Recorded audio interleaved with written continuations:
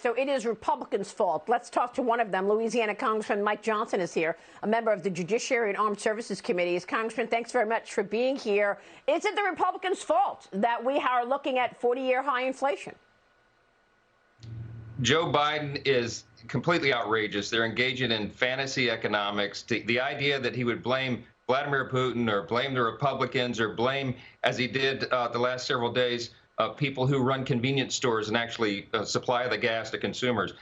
They're trying to shift the blame to everybody, Maria, but it's clearly his fault. It's his policies that have gotten us here. We had high inflation before Putin invaded Ukraine, and even his gas tax holiday idea has been panned by top Democrats in Congress, so it's absurd. Yeah. No, I know we have an inflation timeline, and we know exactly when inflation started moving higher. It was at 1.4% when Joe Biden walked into the White House in January of 21, and now it's at 8.6%. But here's an even bigger story that I've got to get your take on from your standpoint on national security and your standpoint on foreign affairs.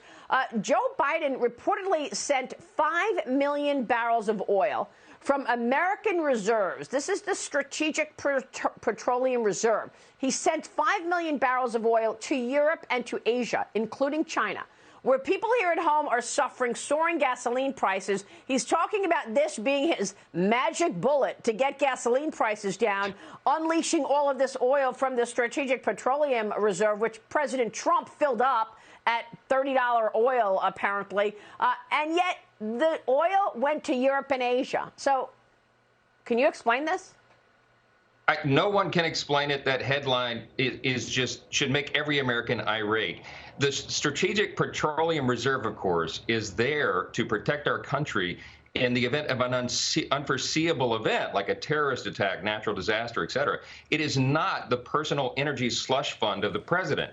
And yet he's done it now. He's used it 3 times, drained it 3 times to try to get himself out of the crisis that his own policies have created.